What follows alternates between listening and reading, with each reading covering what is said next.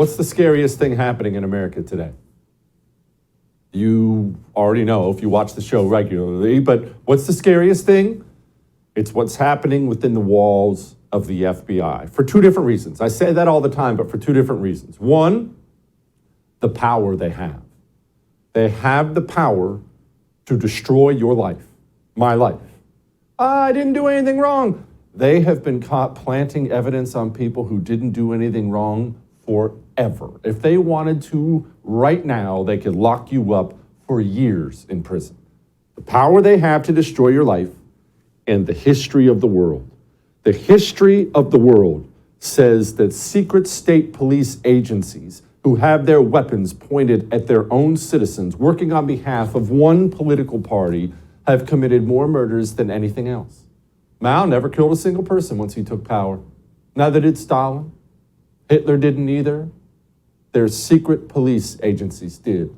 And now we find out of all the things the FBI has done, and there are many, now we find out, one, they are in fact the majority in some of these patriot groups out there. Our friend Julie Kelly is reporting that they outnumbered the actual Proud Boys 2-1, feds did, but two, and this is more important, this is what earned Christopher Wray a subpoena from Congress. They have plans to infiltrate the Catholic Church, develop sources within the church. How long have I been telling you that the church is being made into an enemy of the state? And if you follow that to its logical conclusion, I told you they were coming for your church, didn't I? I've told you it for the longest time. And before I introduce Congressman Mike Johnson, we're going to ask him about the subpoena and everything else. I just want to remind you, when the government, when the law enforcement and intelligence apparatus aims itself at something, it can hurt that something badly. It aimed itself at the Soviet Union once and collapsed an empire. It aimed itself at Islamic terrorism and killed I don't know how many across the world. The entire intelligence and law enforcement apparatus of the United States of America is now aimed at the political right. You sit and think about that. Let's talk to the congressman about it. Joining me now, Vice Chair of the House Republican Caucus, Congressman Mike Johnson, one of the good ones from the great state of Louisiana. Congressman, okay, well, what Christopher Wray just did earned him a subpoena. What did he do? What is the FBI doing with Catholics? It's unbelievable. You can't make this stuff up, but the more we dig, the more really shocking information that we find. What happened in this case, the latest abuse that we've uncovered, is that FBI officials really did hatch a plan to develop new sources among Catholic clergy and church leadership to report on Americans practicing their faith. They effectively wanted to recruit undercover agents inside these churches to monitor and report on parishioners. You cannot make this stuff up. It's outrageous. Okay, Congressman, now please correct me if I speak out of turn here, because I don't want to give out false information, but if we have uncovered, or I should say if you have uncovered that they're trying to do this or were trying to do this, I have to reasonably assume they're already doing this, that this is something that's already done. Is the FBI in my church? That's a great question. That is one of the reasons we had to subpoena the director of the FBI himself, Christopher Wray.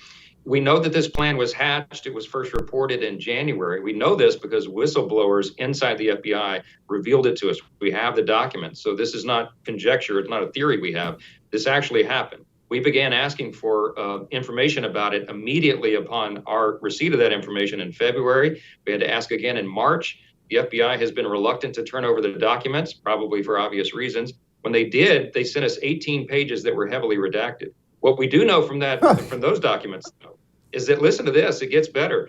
This plan was specifically approved by multiple levels of FBI supervisors in the Richmond field office, and even one of the top lawyers there. We know also that the document was circulated among all field offices around the country. So we have to get down to answer that question that you just asked. Is this actually happening right now, or did we catch it soon enough? Congressman, I know you know all the details about the school board moms and everything else. So it sure sounds like we have a secret police agency in the United States of America. I don't think that's too over the top to say. And when you look at history, that's a pretty frightening thing to happen within our borders. What can we do about it when Christopher Wray comes and sits before you and says, well, I can't comment on that. Well, you know I can't comment on that. What's the next step? Because there has to be something. There has to be, right. You're exactly right. Listen, it shows a blatant disregard for our most fundamental freedoms as Americans, those freedoms that are protected by the Constitution.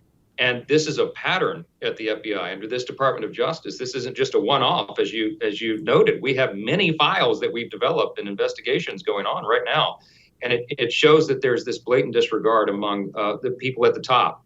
And so what we have to do is get accountability. We have an oversight responsibility under the Constitution.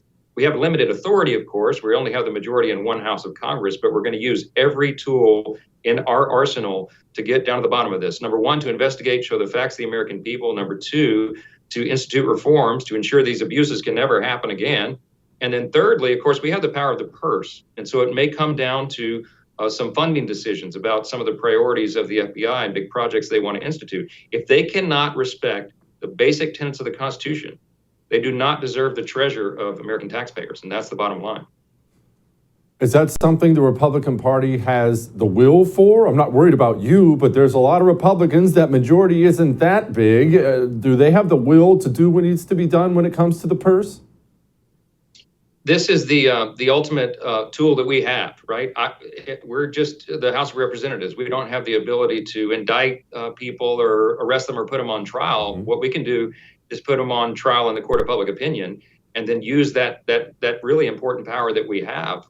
We have a responsibility to do that. So I think that there will be widespread support when we get to the end of these investigations and we put together the solutions. There must be accountability. The American people demand it, and they should. They're owed that. If we don't make an example of some of these folks, these kinds of abuses will happen again. And as you were alluding to earlier, this is a step towards tyranny. It's a dangerous, dangerous thing, and it is not who we are as Americans. Yeah, let's hope it's not who we are. All right, Alvin Bragg, New York. I know you don't have jurisdiction there. Can anything be done about these Soros prosecutors and these ridiculous things that they're doing in this country?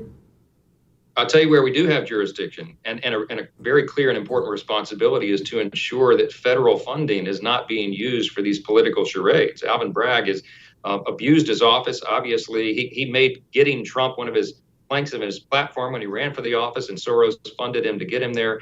They identified the defendant before they even and he had an alleged crime. So the whole thing is an abusive process. What we have to make sure is that the federal funding that goes to his office was not used on this, and that's what we're investigating. In fact, I'll let you in on this. We're going Monday to Lower Manhattan. We're going to have a field hearing for the House Judiciary Committee in Alvin Bragg's backyard to draw the American people's attention to the abuses, where he turns his face away from the prosecution of violent crime, downgrades felonies. Over 52% of the felonies in his jurisdiction have been downgraded to misdemeanors, but they use the office for a political ploy to go after Donald Trump and try to upgrade misdemeanors alleged against him. It is absolutely incredible, and we're going to get the victims of all that violent crime to testify on the record so the American people can see what's happening there.